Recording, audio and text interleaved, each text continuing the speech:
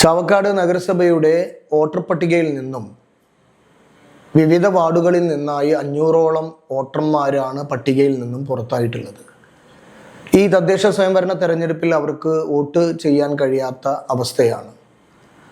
മറ്റ് നഗരസഭകളിലോ പഞ്ചായത്തുകളിലോ വോട്ടില്ലാതെ അവരെ ശരിയായ അന്വേഷണ റിപ്പോർട്ടിൻ്റെ അടിസ്ഥാനത്തിലല്ല ഒഴിവാക്കിയിട്ടുള്ളത്.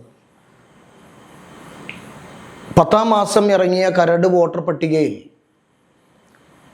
ഒഴിവാക്കപ്പെട്ട വോട്ടർമാരെ, അന്വേഷണ അടിസ്ഥാനത്തിൽ ഒഴിവാക്കപ്പെട്ട വോട്ടർമാരെ വ്യാപകമായി പുതിയ വോട്ടായി നവംബർ മാസം 3-ാം തീയതി 4-ാം തീയതി ചേർത്തിരിക്കുകയാണ്.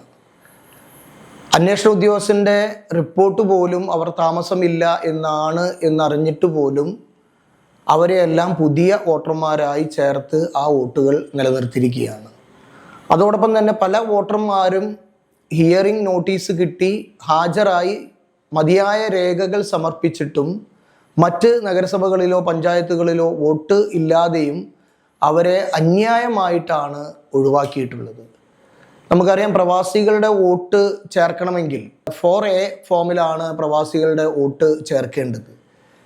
ഇവിടെ 4 ഫോമിൽ മാത്രം ചേർത്ത് അതും കൃത്രിമം കാണിച്ചുകൊണ്ടാണ് വോട്ടുകൾ ചേർത്തിയിട്ടുള്ളത്. ചാവക്കാട് നഗരസഭയിൽ ഈ തെരഞ്ഞെടുപ്പിനെ ഇടതുപക്ഷ ജനാധിപത്യ മുന്നണി വലിയ തോതിൽ ഭയക്കുന്നുണ്ട്. അതുകൊണ്ട് ഉദ്യോഗസ്ഥന്മാരെ വെച്ചുകൊണ്ട് വോട്ടർ പട്ടികയിൽ കൃത്രിമം കാണിച്ചിട്ടാണ് ഇപ്പോൾ ഈ തെരഞ്ഞെടുപ്പിനെ നേരിടാൻ ഇടതുപക്ഷ ജനാധിപത്യ മുന്നണി ശ്രമിച്ചു കൊണ്ടിരിക്കുന്നത്.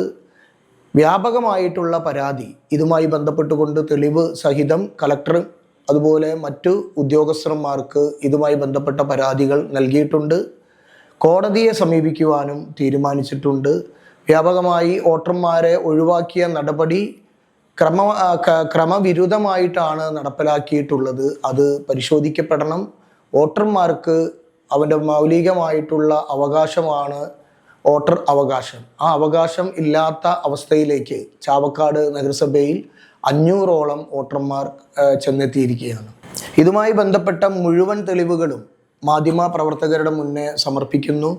അതോടൊപ്പം തന്നെ ഇത് നിയമപരമായി നേരിടേണ്ട എല്ലാ വശങ്ങളിലൂടെയും ഇത് നിയമപരമായി നേരിടുകയും വോട്ടില്ലാത്ത ഒരാൾ പോലും ചാവക്കാട് നഗരസഭയിൽ ഉണ്ടാവാൻ പാടില്ല എന്ന തെരഞ്ഞെടുപ്പ് കമ്മീഷൻ്റെ നിർദ്ദേശം പോലും ഇവിടെ പരസ്യമായി ലംഘിക്കിയിരിക്കുകയാണ്.